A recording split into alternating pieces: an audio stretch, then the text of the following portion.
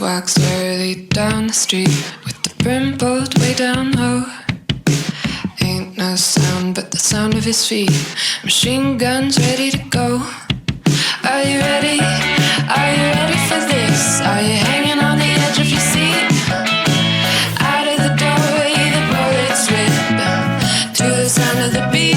Oh. Say there, stranger. Remember me? I'm that stranger who stalks your sanity. I've been in radio silence for a while, wondering what to do next, wondering what to say next. Of course, I've said a lot already, perhaps too much in certain cases. But at the same time, there's something in me that compels me to believe that I can say something now, something new and different that I haven't said before. And the purpose of this talk is to introduce you to the coming message. And that message goes out to the world today with, let's say, a tag, hashtag, or a meme, the Great Recovery, hence the title of this talk, The Dawn of the Great Recovery. Now you might wonder why I've taken so much time before coming back to you on my channel. And actually, I had to consider and overcome a deep reticence that I have, which is the reticence to give personal advice. Now, I've said before, and it's really important that you know this, that I'm a teacher, and those who follow me on the internet are my students. The student-teacher relationship, in my mind, works best, optimally, when it is founded on the rapport of friendship. You know, I come from friendship. I come from Friendship, Maine. And I have introduced the idea of Maitre, which means friendship in Sanskrit. But I have suggested that it means more specifically, not the friendship you share with people that you know and meet in flesh and blood, but the friendship of strangers. So Maitre is the friendship of strangers. And that Sanskrit noun is the root of the title Maitreya, which has also been translated, according to theosophical traditions, as the world teacher. So am I the world teacher? Well, I don't know. It's not for me to say, but I do teach to the world through the internet and through my website. And so in one respect, I could be legitimately called a world teacher. This internet medium, YouTube and my website, nemata.org, is the platform I use to teach. I don't teach by going on a world tour. I don't have private classes. I do not teach in an auditorium. I am not associated with any university or institution of learning. So I'm right here in front of a screen using an IT or archontic device of simulation. You are not hearing my voice. You're hearing a simulation of my voice in order to teach. That's what I do, plain and simple. However, it's really important to me that the spirit of friendship permeates what I teach and what you receive. And so, overcoming my reticence, I decided that now and in the future, I'm going to use this channel to give you personal, friendly advice, exactly as you would receive from a friend that you know over time, a trustworthy person, an honest, well-intentioned, trustworthy person who is your friend. Now, friends give each other advice, and sometimes they do it very badly. You probably know that delivery is a big issue for me. So I want to point out that giving advice to friends is an art, it's a discipline. There's a way to do it. It's not about telling them merely your opinion of what they should do. It's about speaking to them intimately about what they can do, about what their options are. And I'm telling you right here, point blank, out front, that you have the option to participate in an event which I call the Great Recovery. So I designate myself as the principal and primary agent of the message of the Great Recovery. And in the process of delivering that message, God is willing, I will offer you my personal advice. And also, as appropriate, I will attempt to inform you and educate you about the situation in which you face this moment in human history, the dawn of the Great Recovery. So I will say things to contextualize my advice, but primarily all I'm doing is standing with you in cyberspace as if I were beside you like a friend who maybe is trusted, who maybe you will learn to trust, who maybe you don't trust. That remains to be seen. But I stand beside you in this virtual space, offering you whatever may prove to be the naked truth within my personal advice. Now, to contextualize this new meme, the Great Recovery, let me say this.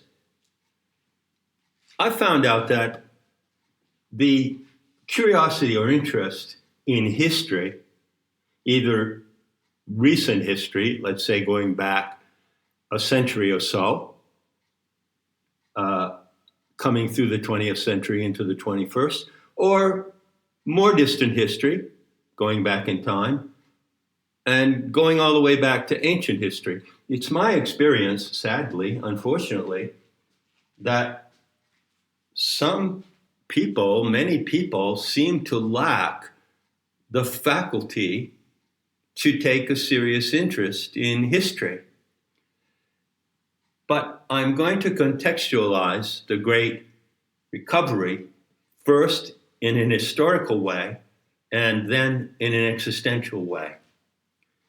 If you know anything about history at all, and these things used to be taught in the lower levels of education and in the universities, I don't know if they are anymore. If you have kind of an overview of the past, you know that the past of human endeavors on this planet has often been characterized by great movements.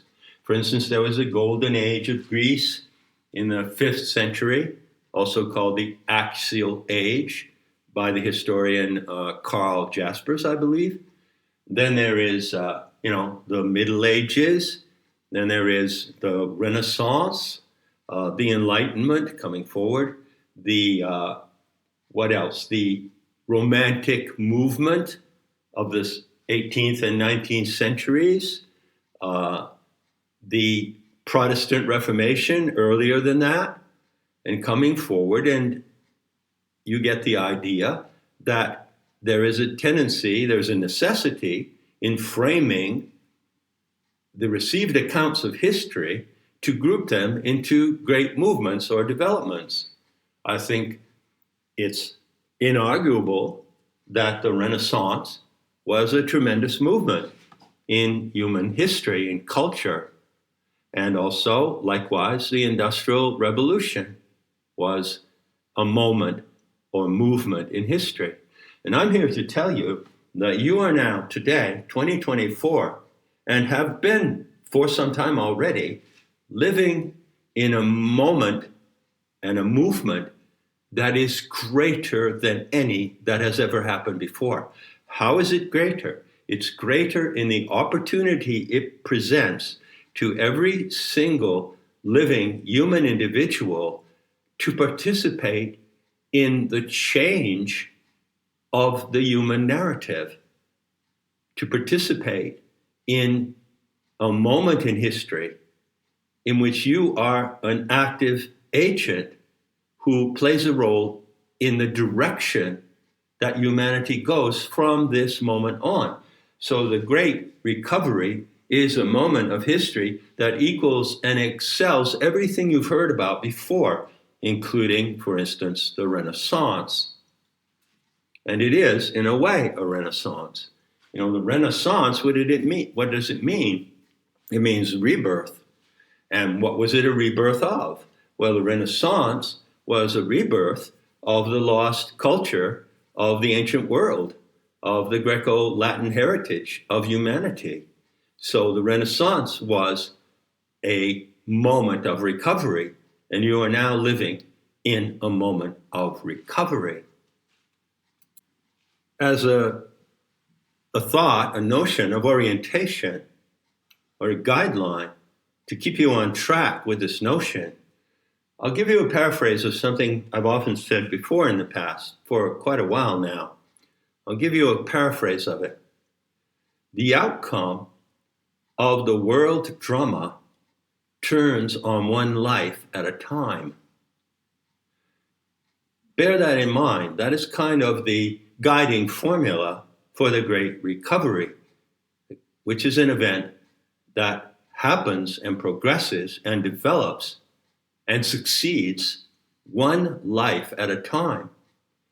The wonderful message in that saying is that, yes, you, as a single sovereign human agent in this world, can change the entire outcome of the world drama unfolding in the world by the way you live your life. The outcome of the world drama turns on one life at a time. I suppose you could say that that statement sounds somewhat like a New Age pronouncement of empowerment, but I don't like the word empowerment. I avoid it. I find it to be corrupt and misleading. I'm not talking about empowerment here, although in a way, yes, but really principally about responsibility and participation. Now that begs the question, well, how do you participate in the Great Recovery?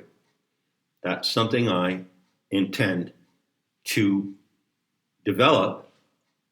I intend to answer that question and develop it in the talks to come. The first thing I can tell you is that you do so in a parallel to what was called the recovery movement. You know, recovery is a common term. You break your leg, you recover. You get the measles, you recover. People recover from accidents. They recover from illnesses. How about recovering from the mental illness of global insanity? Well, that's what the Great Recovery is about. It is first and foremost the recovery of sanity, of common sense, and of human decency, and the return to the principle of reciprocity. According to that principle, there are many corollaries of the principle of reciprocity, but one of them is no respect that is not earned. So, when you recover, when you participate in this movement, you act in the world with a conscious and deliberate attitude. You do not give respect to anyone who does not earn it. You do not submit to those who demand that you respect them for one reason or another, whatever it may be, nor do you demand that they respect you. You see, you take a neutral ground, and let's see how reciprocity plays out. You know, reciprocity is an enormous problem that we are now beginning to recover from. You may recall that over a number of years now, a dozen or more, there has been an event of mass migration of refugees into Europe and into other parts of the world, America and Canada, Australia, New Zealand. And when you look at that event, when you look at the behavior of the people who are alien to those lands and cultures coming into that world, being brought into that world, trafficked in some cases, you find that there is no reciprocity. They show no reciprocity, show no gratitude, no respect, no decency, no civil and common consideration for the people in the land to which they have been brought, you see. That doesn't play. The Great Recovery is the moment when you say, no, this is completely objectionable and unacceptable, and I will not play along. I will only engage in human relationships and social relationships which are honestly, sincerely, and openly reciprocal.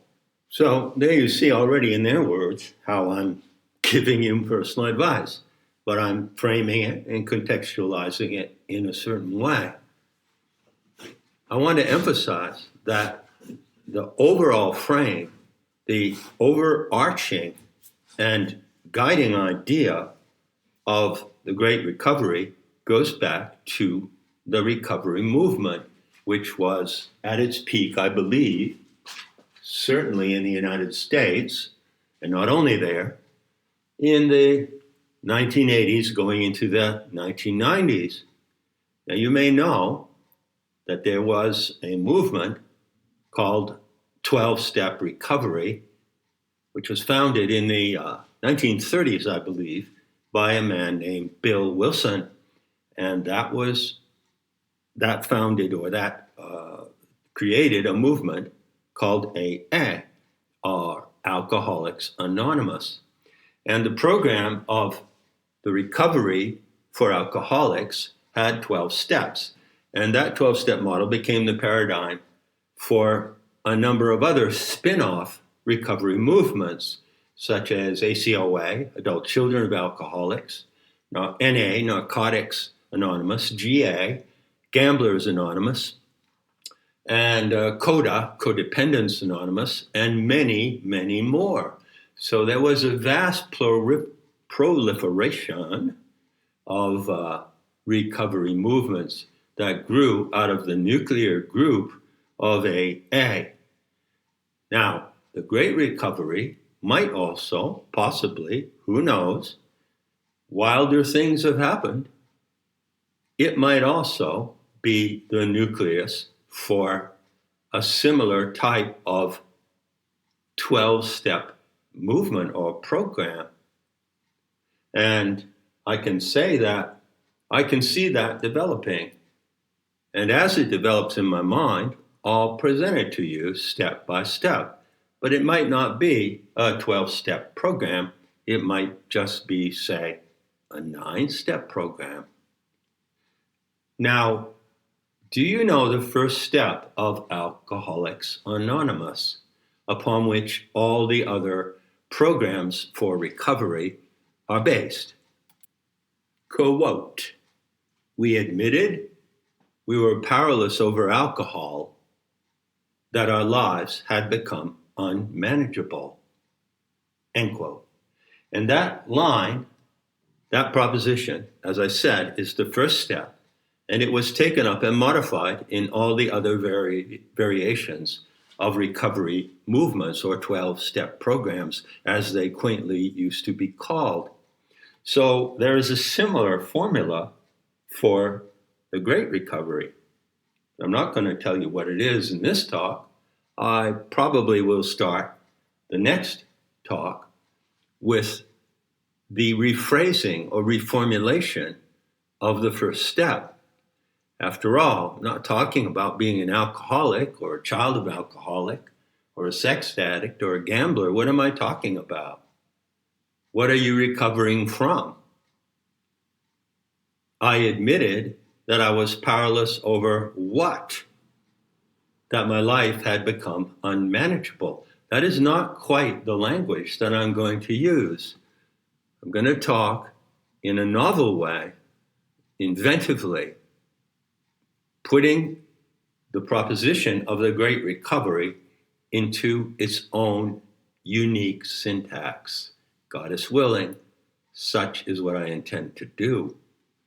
So then, as I bring this talk to its conclusion, I invite you to anticipate how this new language might develop.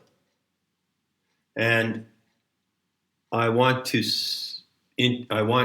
advise you, here I go, I advise you beforehand to think about a couple of the contributing factors that I myself consider in creating that new syntax. One factor is what is to be recovered. What are you going to recover? Well, I've already said sanity, reason, common sense. But what are you recovering from?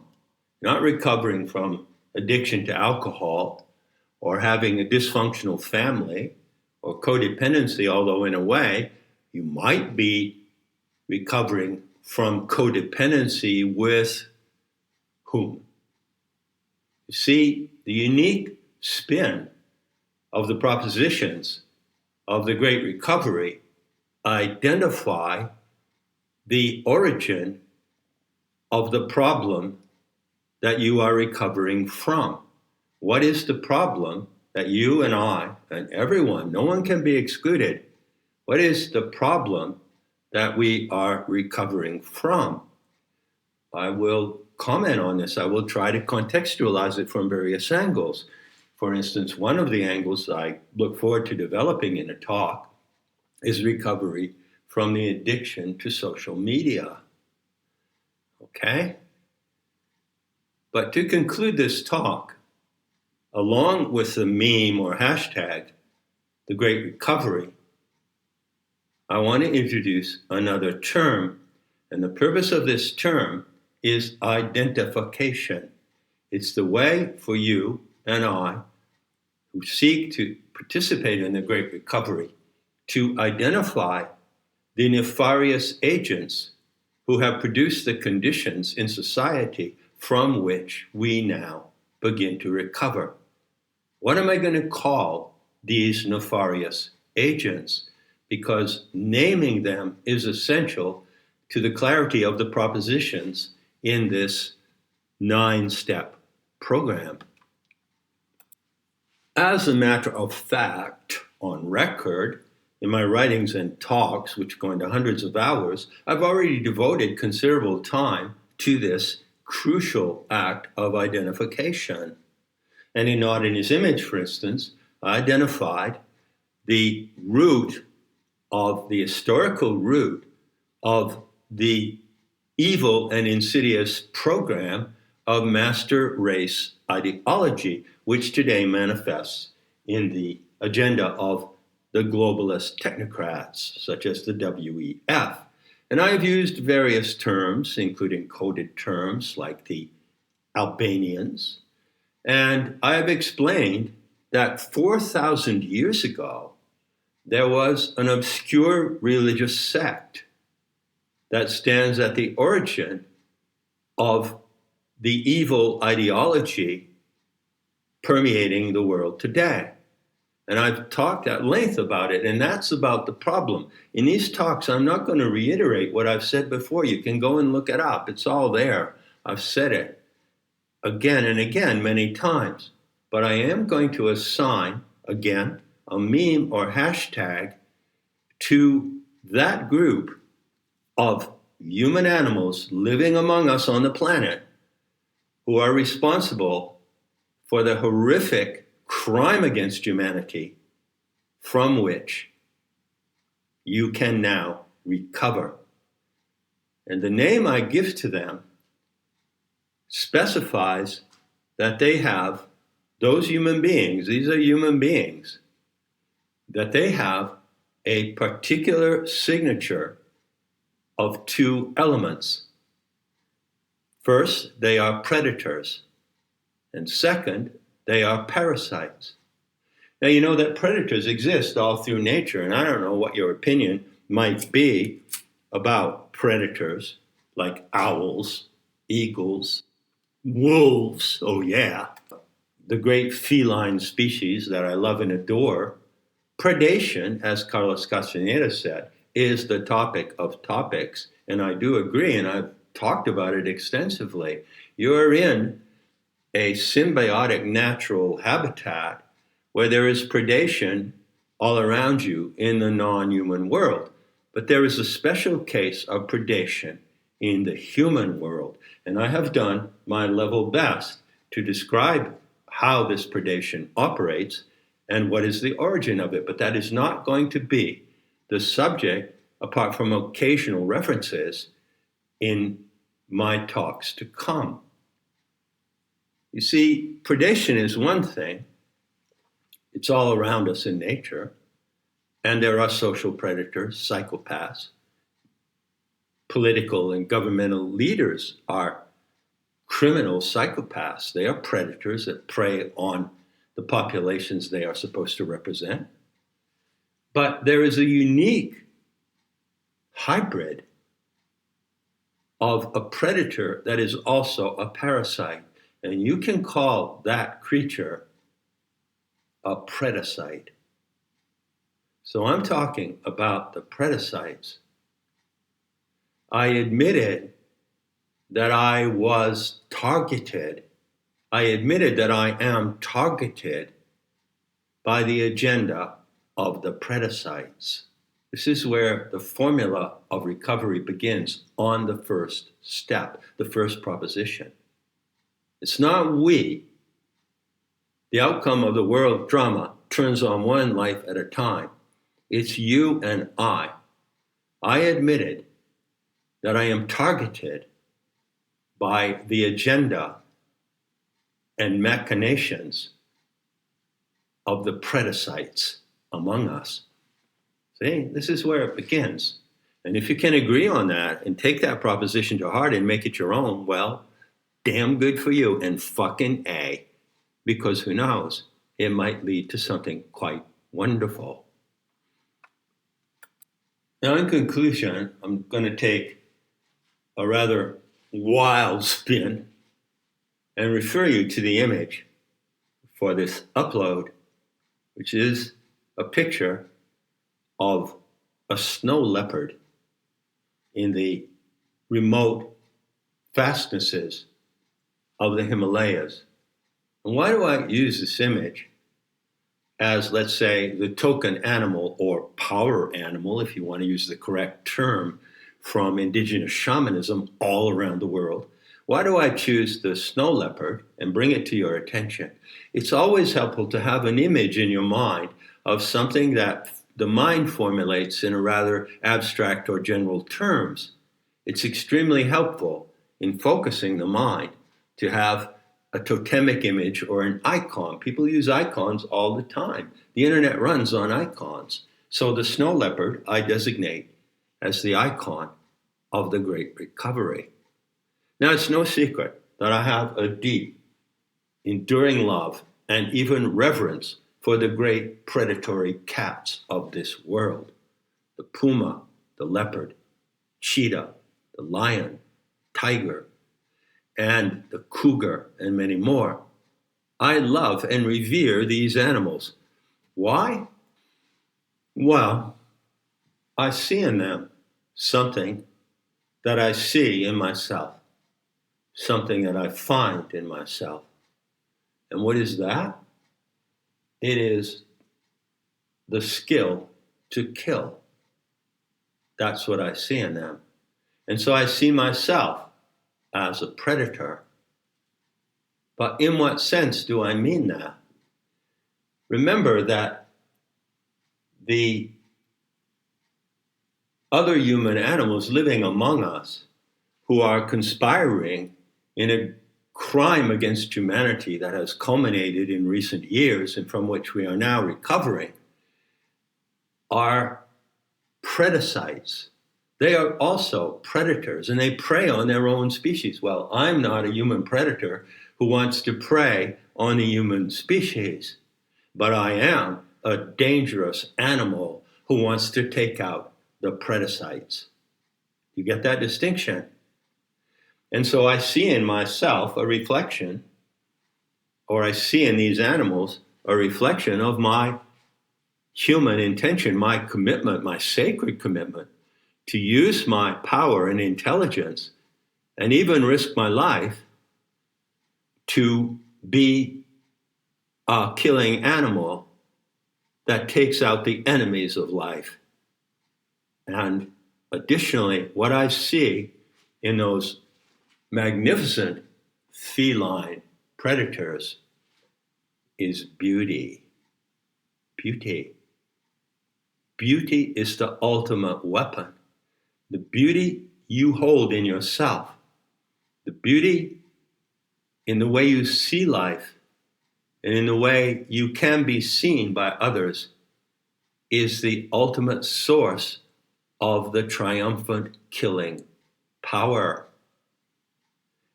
That's a strange message, perhaps. I don't know how that's going to go down with you, but I leave you with that message.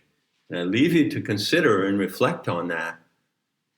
That beauty is what triumphs in the great recovery. So much of what has happened, so much of what has damaged and traumatized the human world for who knows how long now, has been an assault of ugliness, vile and repulsive ugliness. And what is the countermanding force to ugliness? What is greater than this ugliness that you see imposed on you from so many angles? The ugliness of lies, of deceit, of hypocrisy. What is the source of that ugliness? I'll talk about that in different ways than I have before. But I also want to take you to the solution. And the solution is in beauty. But not just any kind of beauty. Not just some vapid or subjective aesthetic impression of beauty. No, this is the unique beauty. This is the beauty that fuels and directs the great recovery. This is the beauty that kills.